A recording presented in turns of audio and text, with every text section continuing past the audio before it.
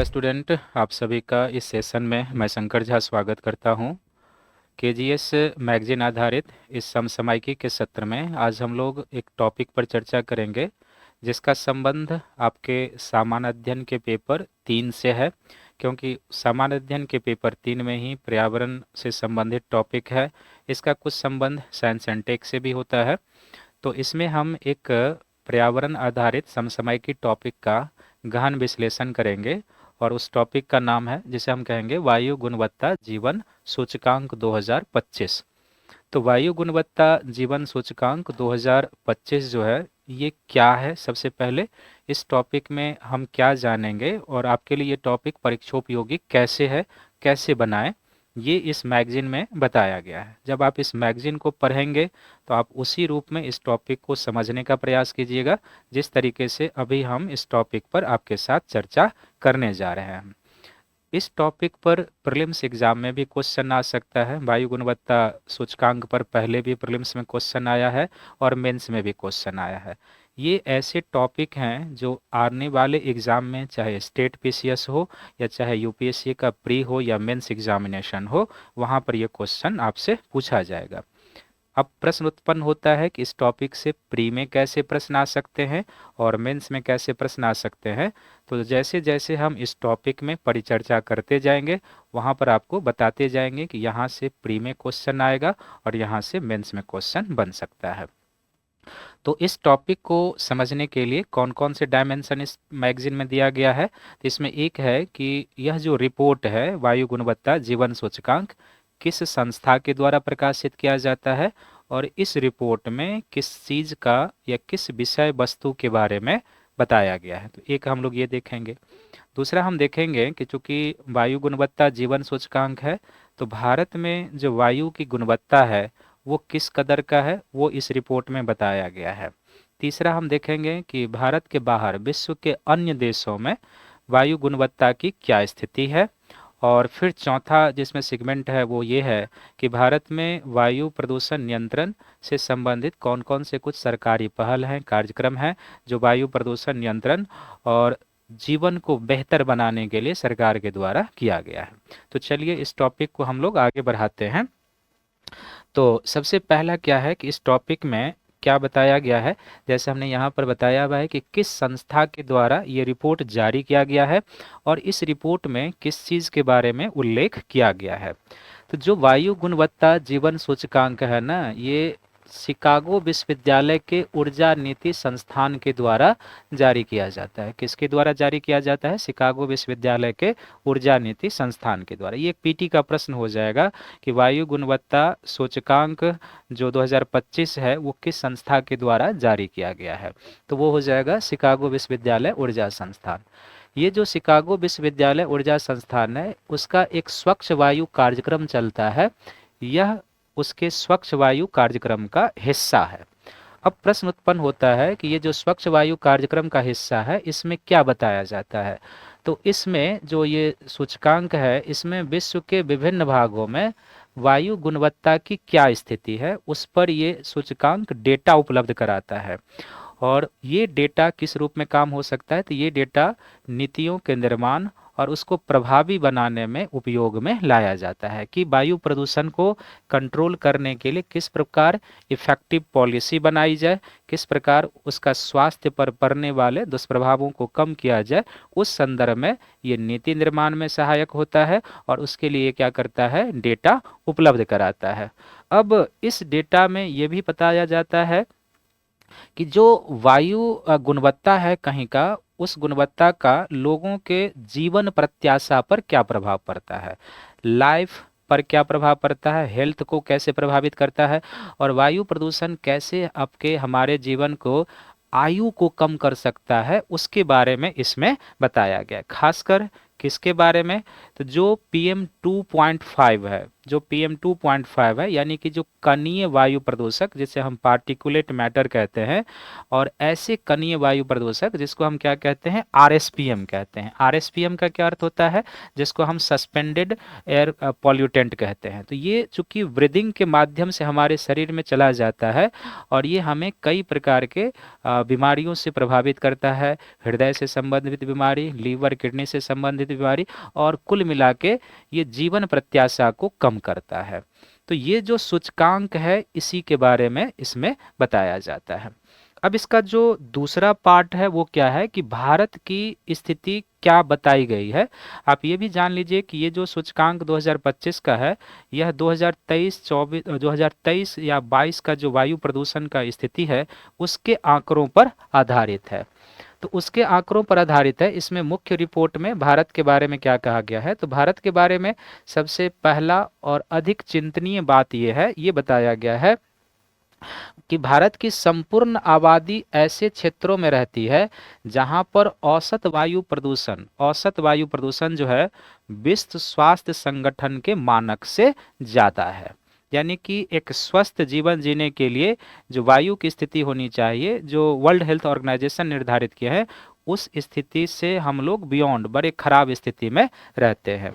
दूसरा इसमें यह बताया गया है कि भारत के 46% लोग ऐसे क्षेत्रों में रहते हैं जहां पर PM2.5 जो पार्टिकुलेट मैटर 2.5 है उसका मानक स्तर जो भारत में स्वीकार्य है उससे कहीं अधिक है। तो आप ये समझ सकते हैं कि ये स्वास्थ्य के लिए कितना हानिकारक है।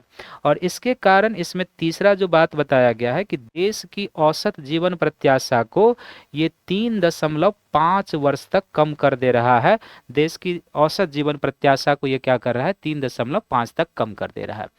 फिर इस रिपोर्ट में यह भी बताया गया है कि जो बालपन और मृत कुपोषण, मातृ कुपोषण होता है, तो बालपन और मातृ कुपोषण के कारण जो लोग खोते हैं उसके तुलना में लगभग उसके तुलना में क्या है कि उसके तुलना में लगभग ये 5 गुना अधिक हानिकारक है। यानी इसमें बताया गया है कि बाल और मातृ कुपोषण के कारण खोए हुए वर्षों से लगभग 2 गुना है, यानी कि ये जो वायु प्रदूषण है उससे 2 गुना है।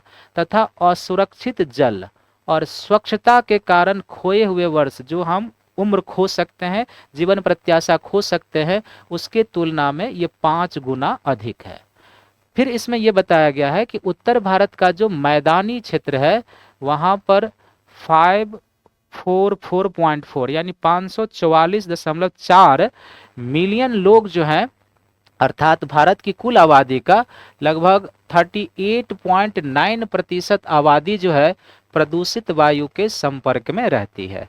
और फिर इसमें क्या बताया गया है कि जो दिल्ली और एनसीआर की स्थिति है, जो दिल्ली और एनसीआर की स्थिति है वो और अधिक जो है सो क्रिटिकल कंडीशन है, प्रदूषण से सबसे अधिक प्रभावित क्षेत्र है, जहां पर जीवन प्रत्याशा 8.2% कम हो गई है। 8.2 वर्ष, प्रतिशत नहीं, 8.2 वर्ष कम हो गई है। उसके बाद इसमें बताया गया है जो बिहार, हरियाणा, उत्तर प्रदेश में जीवन प्रत्याशा क्रमशः 5.6 वर्ष, 5.3 वर्ष और 5 वर्ष की कमी हो गई है। तो इससे आप अंदाज़ा लगा सकते हैं कि भारत में जो ये रिपोर्ट है वो वायु प्रदूषण की भयावह स्थिति को व्यक्त करता है। तो जब आप मेंस में कभी लिखेंगे और इस तरह के प्रश्न है कि भारत में वायु प्रदूषण की स्थिति और उसका स्वास्थ्य पर पड़ने वाले प्रभाव पर बताइए, तो यहाँ से कुछ डेटा और आंकड़ों का प्रयोग किया जा सकता है कि वायु गुणवत्ता जीवन सूचकांक के अनुसार भारत में वायु प्रदूषण की ये स्थिति है और इससे इस तरह से लोगों के जीवन प्रत्याशा में कमी आ रही है। कुछ आंकड़े यहाँ से पिक कर लेंगे और मेंस में लिखेंगे।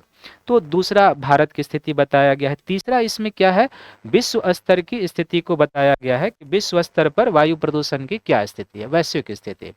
तो वैश्विक स्तर पर जो है ना 2023 में पार्टिकुलेट मैटर 2.5 का स्तर जो है 1.5% बढ़ा है, जो विश्व स्वास्थ्य संगठन की सीमा से लगभग 5 गुना अधिक है। यानी कि जो मानक विश्व स्वास्थ्य संगठन ने तय किए हैं उससे ये 5 गुना अधिक है, ये बताया गया है। और उस वर्ष मानव जीवन प्रत्याशा के लिए ये बड़े खतरे के रूप में देखा गया। तो 2023 में कितना बढ़ा है वैश्विक स्तर पर, ये एक डेटा इसमें है। दूसरा है कि संयुक्त राज्य अमेरिका और कनाडा जैसे देशों की क्या स्थिति है। तो संयुक्त राज्य अमेरिका और कनाडा ने 2023 में सभी देशों की तुलना में प्रदूषण में सबसे अधिक वृद्धि दर्ज की है, और इसका मूल कारण इन देशों में जंगलों में लगने वाली आग को बताया गया, क्योंकि जब जंगल में आग लगेंगे तो कणीय वायु प्रदूषक आएगा, और इसके अलावा जो जीवाश्म का दहन हो रहा है तो carbon dioxide, carbon monoxide, sulphur, nitrogen जैसी गैसें उत्सर्जित होगी। तो वो जंगल में लगने वाली आग के कारण आपको पता होगा कि इस वर्ष के शुरुआत के समय में कैलिफोर्निया में लगने वाली जंगलों की जो आग है वो काफ़ी चर्चा में था। हालांकि ये इस वर्ष का है, लेकिन जब का रिपोर्ट है उस वर्ष भी शायद इस तरह की घटनाएं हुई होगी, जिसके कारण यह है। फिर जो बोलीविया है वहां पर 2023 में लैटिन अमेरिका का सबसे प्रदूषित देश इसको दर्ज किया गया, और 2010 के बाद पहली बार वैश्विक 10 देशों में प्रदूषण में ये शामिल हो गया है बोलीविया। दक्षिण एशियाई देशों की बात करें तो दक्षिण एशियाई देशों में क्या है, विश्व स्तर पर सबसे प्रदूषित क्षेत्र है। यानी कि जो दक्षिण एशिया है, तो दक्षिण एशिया में कौन कौन से देश, एक तरीके से अफगानिस्तान, पाकिस्तान, भारत, नेपाल, भूटान, बांग्लादेश, श्रीलंका, मालदीव, इन देशों में जो है सो वायु प्रदूषण सबसे अधिक है विश्व के किसी विभाग में, ये बताया गया है। जहां 2022 में थोड़ी गिरावट आई, लेकिन उसके बाद 2023 में PM2.5 का जो कंसंट्रेशन है, 2023 में PM2.5 का जो कंसंट्रेशन है उसमें 2.8% की वृद्धि हुई है, ये बताया गया है। बांग्लादेश का भी हवाला दिया गया है कि बांग्लादेश के कई वर्षों के क्षेत्र में सबसे प्रदूषण बना हुआ है, और 2023 में यहाँ पर PM2.5 का स्तर विश्व स्वास्थ्य संगठन के दिशा निर्देश से 12 गुना अधिक है। तो बांग्लादेश की स्थिति भी इस मामले में, खासकर जो कणीय वायु प्रदूषण है उसमें काफ़ी क्रिटिकल है। और वायु प्रदूषण में कमी आने से बांग्लादेश में, अगर ऐसा बताया गया इस रिपोर्ट में कि वायु प्रदूषण में कमी आने से बांग्लादेश में औसत जीवन प्रत्याशा 5.5 वर्ष तक बढ़ सकती है। तो आप समझिए कि वायु प्रदूषण किस तरीके से बालपन को प्रभावित कर रहा है, वायु प्रदूषण किस तरीके से मातृत्व को प्रभावित कर रहा है, वायु प्रदूषण किस तरीके से हमारे आपके एज को प्रभावित कर रहा है, औसत जीवन प्रत्याशा कम कर रहा है। फिर चीन के भी बारे में बताया गया है कि 2023 में प्रदूषण में 2.8% की वृद्धि होने के बावजूद पिछले दशक में चीन की वायु गुणवत्ता में सुधार हुआ है, तथा कणिका स्तर वहां पर अभी भी 2014 की तुलना में थोड़ा सा 40.8% कम हुआ है। तो चूंकि चीन में बहुत सारे काम हुए हैं तो वहां पर वायु गुणवत्ता में सुधार हुआ है। तो वैश्विक स्तर पर एक होल आंकड़ा है। फिर संयुक्त राज्य अमेरिका और कनाडा की स्थिति बताई गई है, बोलीविया की स्थिति बताई गई है, दक्षिण एशिया की स्थिति, बांग्लादेश का अलग, और चीन का, और भारत की क्या कंडीशन है ये तो हम लोगों ने देख ही लिया है। अब ये जो भारत की वायु प्रदूषण की क्रिटिकल होती हुई कंडीशन है उसको कंट्रोल करने के लिए और जीवन प्रत्याशा को बेहतर करने के लिए भारत सरकार के द्वारा क्या कुछ कार्यक्रम प्रोग्राम चलाए गए हैं वो आपके इस मैगजीन में बताया गया। और यही सरकारी प्रयास सब आपको मेंस में पूछे जाते हैं, प्रीलिम्स में भी पूछे जाएंगे कि कोई कार्यक्रम दे दिया जाएगा और बताया जाएगा, पूछा जाएगा आपसे कि बताइए कि इसके बारे में क्या सही है और क्या गलत है। तो यहाँ पर जो पहला है कि भारत में वायु प्रदूषण नियंत्रण के लिए सरकारी पहल क्या है, तो पहला है राष्ट्रीय स्वच्छ वायु कार्यक्रम। तो जो राष्ट्रीय स्वच्छ वायु कार्यक्रम है ये किस मंत्रालय के द्वारा चलाया जाता है, तो वन, पर्यावरण और जलवायु परिवर्तन मंत्रालय। एक पीटी का प्रश्न यहीं से हो जाएगा कि राष्ट्रीय स्वच्छ वायु कार्यक्रम किस मंत्रालय के द्वारा चलाया जा रहा है, तो केंद्रीय वन, पर्यावरण और जलवायु परिवर्तन मंत्रालय द्वारा। किस वर्ष इसको शुरू किया गया, तो 2019 में इसे शुरू किया गया। और इसमें क्या है, 2017 को, इस कार्यक्रम में 2017 को आधार वर्ष मानते हुए, 2017 को आधार वर्ष मानते हुए PM2.5 और PM10 के उत्सर्जन में कमी लाने का प्रावधान किया गया है, ताकि हम शहरों में जो स्वच्छ वायु गुणवत्ता है उस लक्ष्य को प्राप्त कर सकें। तो एक ये हो गया। दूसरा है राष्ट्रीय परिवेशी वायु गुणवत्ता मानक। तो जो राष्ट्रीय परिवेशी वायु गुणवत्ता मानक है इसका उद्देश्य क्या है कि वायुमंडल में से हानिकारक वायु प्रदूषकों को हटाने के लिए कानून रूप से बाध्यकारी सीमाएं निर्धारित करना, यानी कि जो एटमॉस्फेयर में हानिकारक वायु प्रदूषक है, चाहे वो कणीय प्रदूषक है या चाहे गैसीय प्रदूषक है, उनको हटाने के लिए कानूनी रूप से बाध्यकारी सीमाएं निर्धारित करना, ताकि जन स्वास्थ्य को बेहतर किया जाए और पर्यावरण की भी क्या की जाए, रक्षा की जा सके। तो राष्ट्रीय वायु परिवेशी गुणवत्ता है। फिर हमने भारत मानक 6 ईंधन अपनाया, जिसको BS6 कहा जाता है। तब आप देखते होंगे कि हम पहले भारत मानक 4 में थे और वहां से जंप करके सीधे कहाँ पर आए, भारत मानक 6 में। तो भारत मानक 6 जो है ना, इसमें सल्फर की मात्रा अत्यंत कम हो जाएगी, जो वायु प्रदूषक है, अम्ल वर्षा का कारण बनता है, और जो पार्टिकुलेट मैटर है उसके उत्सर्जन में भी कमी आएगी। तो हमने ईंधन के स्तर पर भी काम करना शुरू किया। हालांकि वायु प्रदूषण नियंत्रण करने के लिए इतने एरिया को लिंक किया जा सकता है कि इस पर 5-6 पेज तो केवल सरकार के कार्यक्रम का उत्तर आ जाएगा। फिर है किफायती परिवहन के लिए सतत विकल्प। अगला प्रोग्राम क्या है, किफायती परिवहन के लिए सतत विकल्प। तो इसको कब लॉन्च किया गया, तो इसको लॉन्च किया गया 2018 में। डायरेक्ट स्टेट PCS में कई बार वर्ष भी पूछ लेता है, या स्टेटमेंट कर्क में भी वर्ष रहता है। 2018 में लॉन्च किया गया। इसका उद्देश्य क्या है, तो इसका उद्देश्य है संपीड़ित बायोगैस उत्पादन संयंत्रों की स्थापना करना। इसका पहला पर्पस क्या है, तो कॉम्प्रेस्ड बायोगैस प्लांट की स्थापना करना, और फिर ऑटोमेटिव उपयोग के लिए बाजार में उनके एकीकरण की सुविधा प्रदान करना, और संपीड़ित बायोगैस को एक अस्थायी वैकल्पिक ईंधन के रूप में बढ़ावा देना।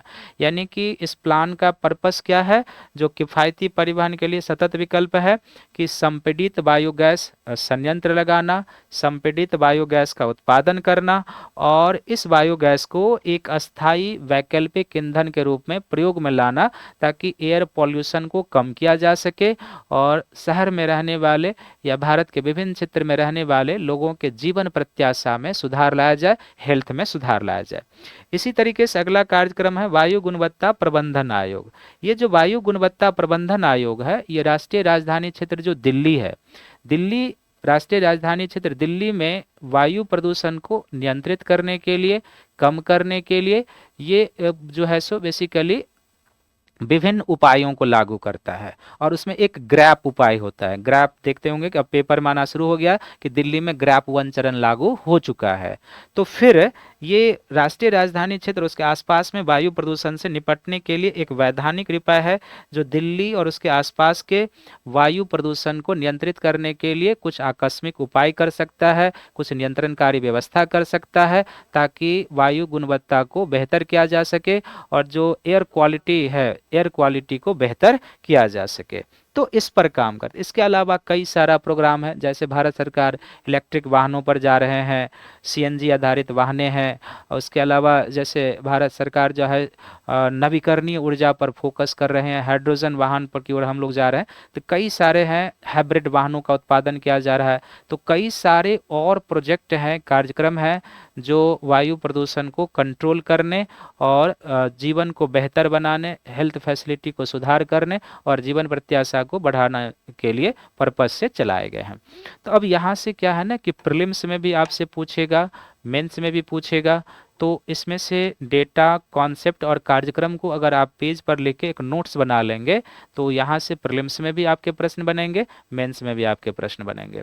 तो चलिए, मैं उम्मीद करता हूँ कि आपको अच्छा लगा होगा और इसको सुन के आप इसका नोट्स बना लेंगे, और जब आप मैगजीन पढ़ेंगे KGS वाला, तो इसी दृष्टिकोण से उसको विभिन्न डायमेंशन से समझते हुए आप पढ़ेंगे, तो आप PT में भी और मेंस में भी इस मैगजीन का बेहतर उपयोग कर पाएंगे।